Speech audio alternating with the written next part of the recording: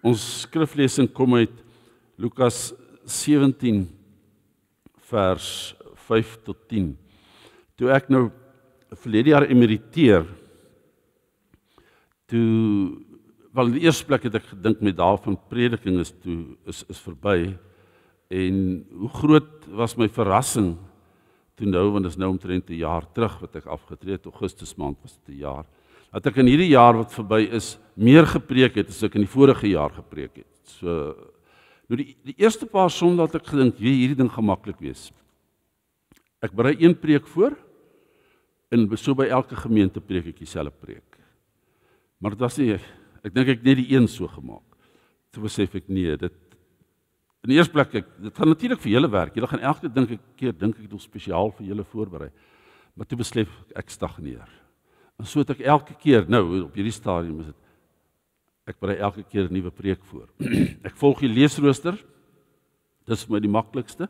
Nou sê ek dit omdat ek soms nie verstaan hoekom die leesrooster vir ons tekste gee wat oorbekend is nie. Soos vanoggend sin oor geloof soos 'n mosterdstaat. Ons ken dit almal so goed. Maar toe ek nou voorberei, toe besef ek, dis dalk goed. Want ons is eintlik so vasgevang in die klaar verstaan van die teks, dat ons eintlik nie dieper kyk en probeer sê, maar is hier nie dalk nog meer? Nie dat ek verkeerd verstaan nie, maar is dit nie dalk nog meer in hierdie teks, as wat ons vir so lank tyd gelees het? En ek het nou vir myself 'n paar goed raak gelees, wat ek nog nie voorheen aan gedink het nie, en ek gaan dit graag met julle deel. Maar kom ons lees eers die teks. Die apostels sê toe vir die Here, gee ons meer geloof. Maar die Here antwoord, as julle maar geloof so groot soos 'n mosterdsaadjie gehad het, sou julle vir hierdie moerbeiboom kon sê, trek jou met wortels en al uit die grond uit en plant jouself in die see, en hy sou julle gehoorsaam. Sê nou een van julle te slaaf wat ploeg of vee oppas, sal hy vir die slaaf sê as hy van die veld af inkom, kom eet eers gou? Natuurlik nie. Maar hy sal vir hom sê, maak vir my iets klaar vir aandete. Sit dan jou voorskoot aan en kom bedien my terwyl ek eet en drink. Daarna kan jy self eet en drink. 'n Slaaf wat sy opdrag uitgevoer het, word mos nie bedank nie, of hoe? So is dit ook met julle. As julle alles gedoen het wat aan julle opgedra is, sê dan, ons is slawe wat niks verdien nie. Ons het gedoen wat ons verplig was om te doen. Nou die interessante vir my was toe ek nou hierdie teks vir so die 2/3 keer deurlees, voor ek nou probeer sien wat sê ander mense daaroor. Toe die eerste ding wat ek toe raak sien is op die ou end die gevaar van om die Bybel te letterlik te lees. Byvoorbeeld, ek sou nou uit hierdie teks uit kan kom en kan sê, die mense wat vir my werk, moet so behandel word, want Jesus het gesê, dis hoe. As hy die heel dag gewerk het, en jy kom huis toe, jy's in die eerste plek, jy sê nie vir hom dankie nie, terloops 'n slaaf het ook nie betaling gekry nie, jy sê nie vir hom dankie nie. In die tweede plek, kan die slaaf eers gaan eet en drink, as al jou behoeftes vervul is. Nou as ons dit sou toepas, soos dit hier staan, dan weet ons, daar gaan net groot moeilikheid wees. So, pas op vir te letterlik lees van die Bybel, ons beland in die moeilikheid. Maar, dis nie waaroor die preek gaan nie. Dis oor die bekende geloof soos 'n mosterdsaadjie.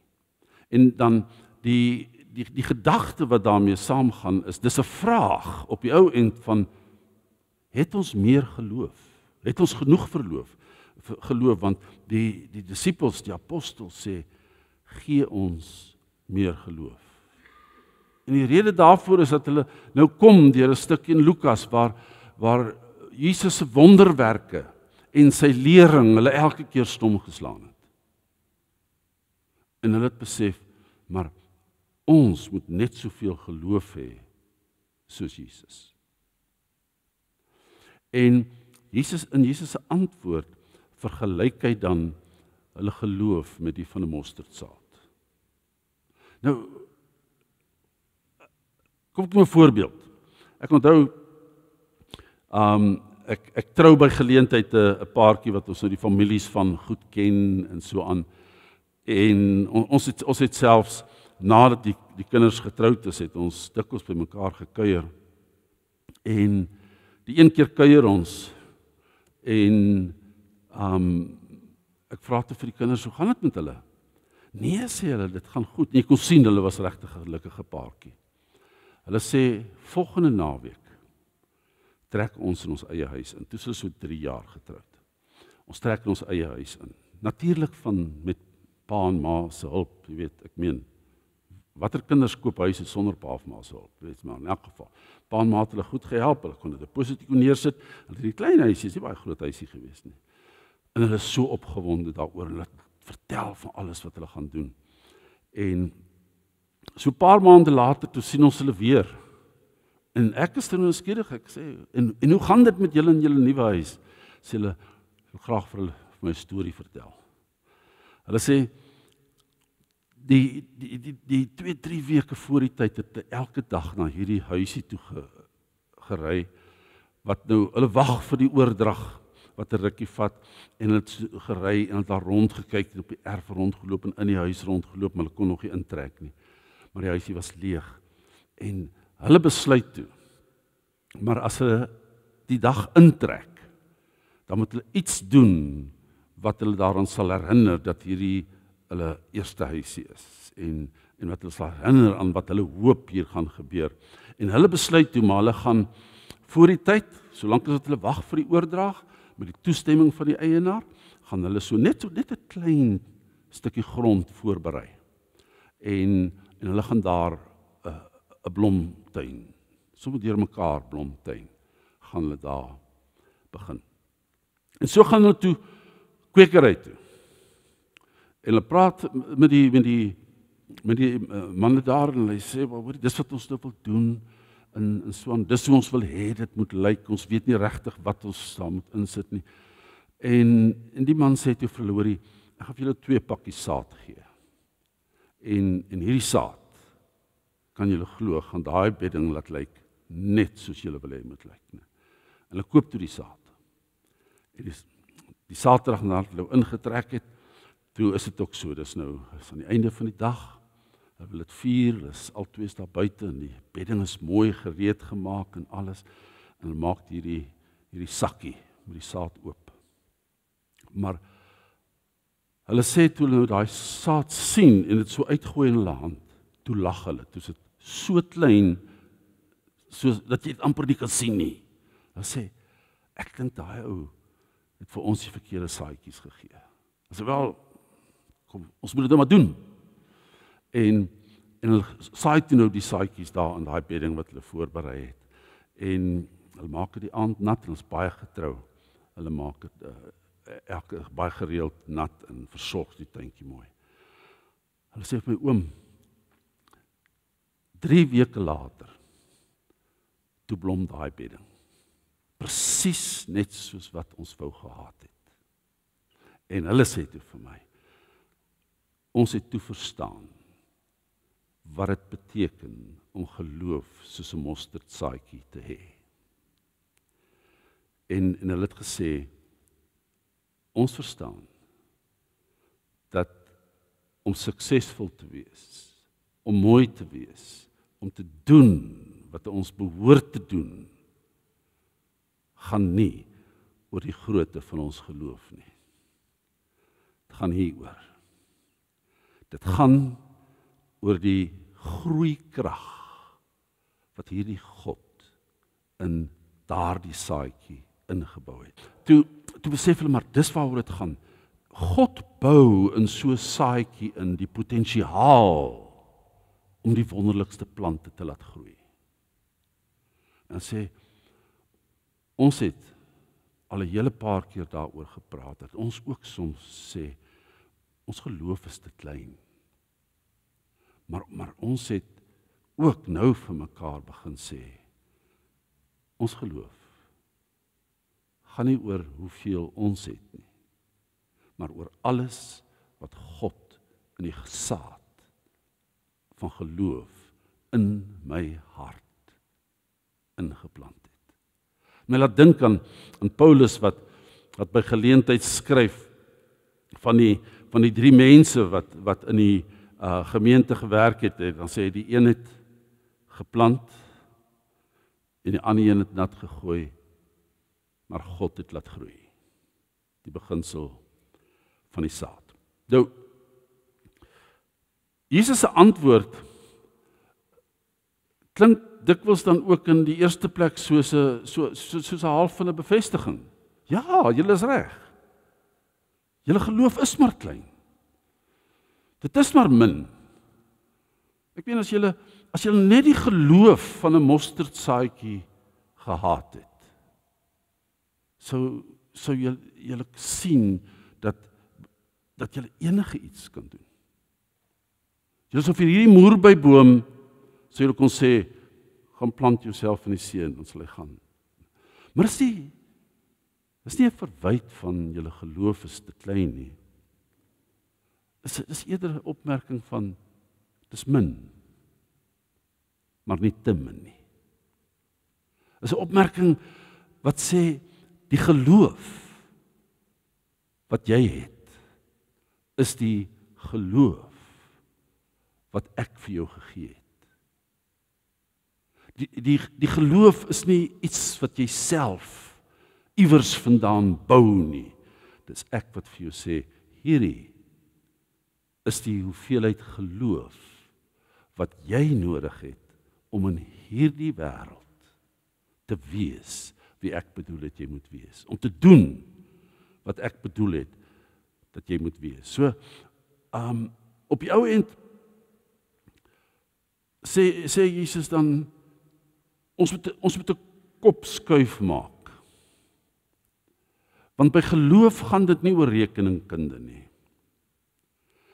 Dit gaan ook nie oor wiskunde nie. Dit gaan nie om dan te gaan en te sê, maar kom ons probeer geloof meet nie. Nee. Geloof gaan net oor een ding. En dis verhouding. In die eerste plek natuurlik jou verhouding met God. Want dit is juis in jou verhouding met God wat jy gaan ontdek waartoe die geloof in staat is. Waar die geloof wat God vir my gegee het, waartoe dit in staat is. Nou, dit gaan uit die aard van die saak ook beteken dat elkeen se geloof uniek is. Want God het nie elkeen van ons op hierdie aarde geplaas met dieselfde doel en dieselfde roeping nie. Elkeen van ons het sy eie unieke roeping. Sy eie doel. Ons moet nie probeer om soos iemand anders te wees nie. Ons moet probeer ontdek, maar wat is God se plan vir my lewe? En vir ons tyd, die tyd waarin ons lewe, kan ek net doen, ons het gister skoolreunie gehad vir 50 jaar na matriek en ons Afrikaanse onderwyser, hy woon nog elke keer al ons reunies by. Hy was Afrikaanse onderwyser en hy was toe later dosent aan Unisa, en hy is nou ereprofessor daar, en hy het vir ons sy laaste digbundel bekend kom stel en vir ons bietjie daaruit gelees. Maar die digbundel is nog gewy eintlik aan mense, die oorgrootste meerderheid van ons. En hy noem dit dusketyd. Dis nie 'n woord wat hy geskep het nie. Ek vra hom toe, ek sê vir hom, maar hierdie woord kom ons van dusk af. Hoe het julle dit by dusketyd uitgekom? Hy sê nie, hy het een keer gehoor hoe 'n aanbieder op die radio die woord vir die eerste keer gebruik en toe dan nou daarop wys dat dit 'n erkende woord is. Maar hy skryf die mooiste gebed oor dusketyd, die einde van ons lewens. Die mooiste. Maar in elk geval, ons leef in ons dusketyd. En ons sal soms geneig wees om te dink,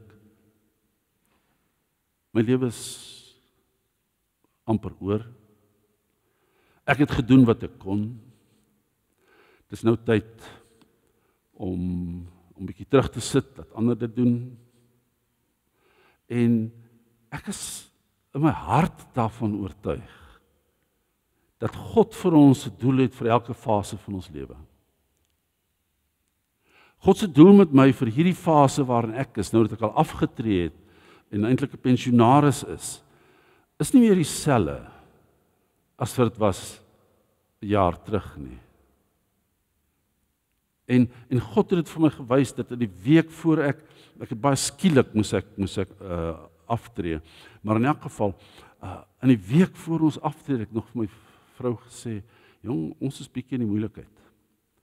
En die kerk se pensioen, Johan hulle sal weet, die kerk se pensioen is nie die beste in die wêreld nie. Mens moet maar voorsiening maak vir nog iets. En die Vrydag, voor ek dan nou my laaste preek in my vorige gemeente sou hê, toe bel die beheerraad van Stabilis my. En hulle sê of ek kan sien om Stabilis te bestuur. Dit is 'n bietjie van 'n omkeerstrategie wat nodig is, en ek sê dit val uit die hemel uit vir my. En onmiddellik, en nou het ek 'n ander rol as verlede jaar. 'n Ander plan wat God vir my in my lewe gebring het. Dusketyd, wanneer die son in ons lewens begin sak, is nie 'n tyd sonder sin en betekenis en 'n doel nie. Ook vir daardie tyd het God vir ons die geloof gegee wat ons nodig het om sy plan met ons lewens te laat gebeur, uit te voer en daar volgens gebeur. Maar is nog 'n interessante iets wat ons moet raak sien. Die disippels bid, gee ons meer geloof. En daardie woordjie ons is so diep ingevleg met die gereformeerde verstaan van kerk. Daardie ons sê eintlik, ons besef ons kan nie. Ons kan nie hierdie goed op ons eie doen nie. En as kyk hoe Jesus werk, né? Hy stuur die disippels 2-2 uit. Hy stuur hy stuur die disippels uit 72 van hulle. En wanneer hy die disippels uitstuur net voor sy hemelvaart, dan sê hy, en ek is by julle al die tyd tot die volëinding van die wêreld. Ons leef in die nadraai van 'n seisoen dwars oor die wêreld van ernstige individualisme. 'n Tyd toe dit eintlik verkondig is dat mens mos maar jou geloof so op jou eie ook kan uitleef en uitoefen. En in daardie tyd het ons, 'n hele paar van ons geskryf en daaroor gepraat, maar dis nie wat die woord sê nie. Dis nie wat ons gereformeerde teologie leer nie. Ons geloof groei. Ons geloof groei in gemeenskap met ander gelowe. Dis gelowiges, né? Met ander woorde, dis hoekom ons 'n erediens het. Dis hoekom daar in baie gemeentes klein groepe is. Dis omdat ons mekaar nodig het. Want inderdaad is ons geloof min, maar nie te min nie. Maar hierdie min geloof maak dikwels dat ons in twyfel, in onsekerheid beland wanneer daar iets onverwags oor ons lewe kom wat die rustigheid versteur en die mooi laat verdof en die vreugde terughou. Dan twyfel ons. En dat kom baie vrae, onder andere, en hoekom doen die Here dit aan my? Wat sy eie antwoord het waaroor ek nie nou gaan uitbrei nie, maar dis tog so belangrik dat ons sal onthou, geloof is 'n gemeenskapssaak, die gemeenskap van die gelowiges. En as Jesus antwoord, dan sê hy ook nie jou geloof nie, hy sê julle geloof. So Jesus verstaan dit ook. En wanneer Jesus dan sy die laaste keer saam met sy disippels eet, daar in daai bofortrek, dan sê hy ook vir hierdie groepie daar rondom, sê hy, en doen hierdie, sodat julle my kan onthou. Ter nagedagtenis het die 53 vertaling dit voorspel. Hy sê, doen dit sodat julle kan onthou dat ek saam met julle was. Maar nie net saam met julle was nie, maar ook alles wat ek gedoen het, moet julle saam vier. Geloof is nie 'n individuele saak nie. Natuurlik het elkeen van ons se geloof het sy persoonlik individuele momente. Ek lees my Bybel op my eie. Ek bid op my eie. Maar ek ignoreer nie die gemeenskap van die gelowiges nie. Dis net verskillende geleenthede waar dieselfde ding gebeur. En mens wonder eintlik, nou maar, hoe moet ons dan nou hierdie min geloof, maar nie te min verstaan nie? Nou, voor ek by die antwoord kom, het ek gou net voorbeelde gebruik van mense in die skrif wat ook gedink het, hulle geloof is te min. Moses was natuurlik die eerste een. Hy het gesê, ek kan nie met Farao hieroor gaan praat nie. Wel, ons ken die res van die gebeure en die verhaal. En dan was daar natuurlik Gideon. Gideon wat ook gesê het, maar ek kan nie. Ons is nie genoeg nie. En al wat die Here doen, is hy maak die manne wat saam met hom gaan, al hoe minder. Sodat hulle op die ou end sou sê, was nie ons nie. Dit was die Here. En dan natuurlik is Maria wat sê het, sy verstaan nie alles wat gesê word nie. En al wat sy gedoen het, is maar een van die mooi gedeeltes in die Bybel, sy dit alles in haar hart bewaar en diep en telkens daaroor nagedink. En eers toe sy daar by die kruis kniel, waar haar eerstgebore seun sterf, sê Elisabeth Eybers, het jy toe verstaan. So, dis geloof en min geloof, nie klein geloof nie, asseblief, nie klein geloof nie, is min geloof. Nee. In praktyk beteken dit, jy bid, al voel jy onseker. Jy vergewe, al wil jy nie. Jy gee,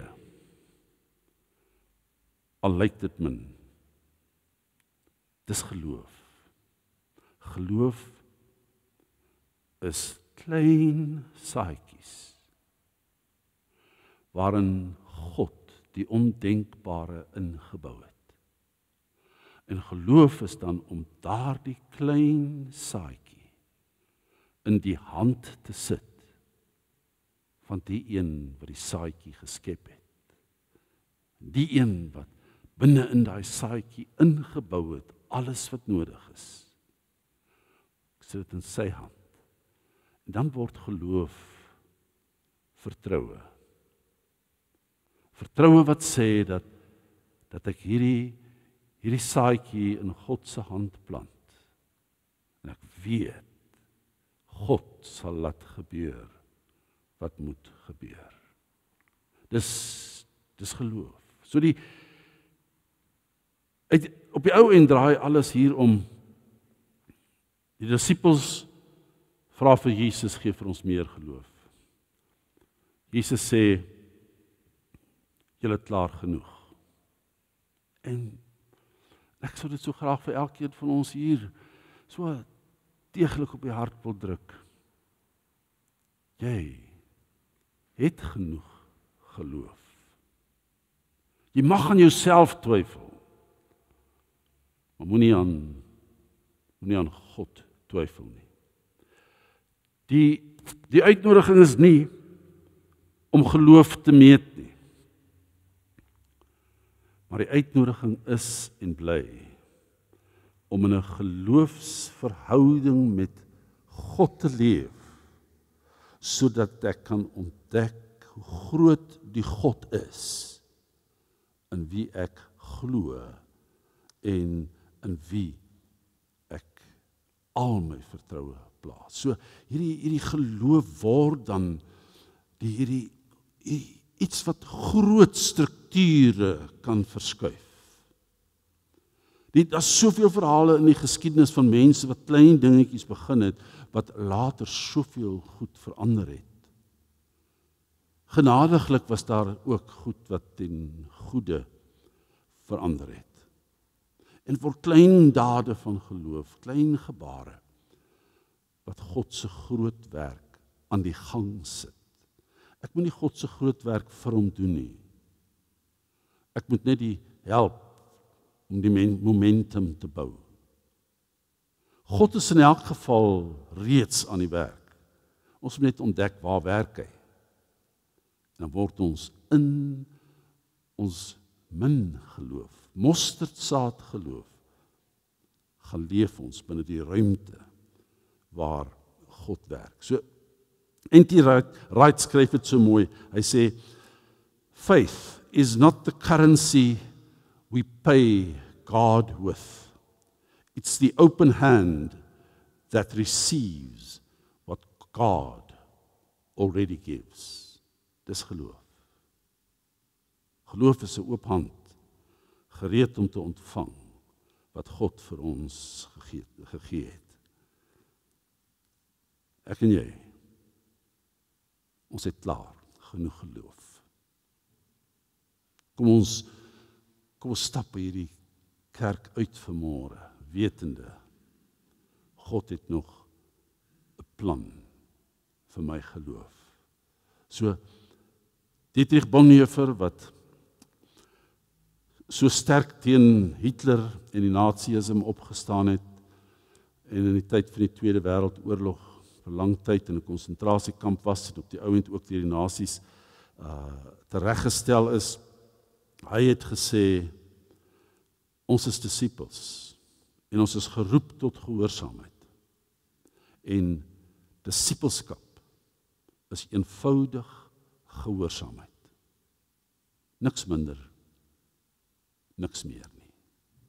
Dis geloof. Geloof is nie somme nie. Geloof is verhoudings. Die kleinste vonk is genoeg wanneer dit in God se hand is. Amen. Kom ons bid saam. Here, as ons oë toemaak, dan is dit ook in die geloof. U luister, u hoor, u ken, u weet. U is ons God. Ons God wat ons so goed ken, wat ons omstandighede so goed ken, dat U vir elkeen van ons by erediens soos hierdie, ongeag ons ons jare, ongeag ons omstandighede, vir elkeen van ons sê, gaan, ek stuur jou. En dat ons dan met ons mosterdsaad geloof, minder as 'n mosterdsaad geloof, dat ons dit sal terugplaas in u hand, dat ons sal antwoord deur te sê, hier is ek, stuur my, en dan ook sal antwoord deur te doen in gehoorsaamheid aan u. Amen.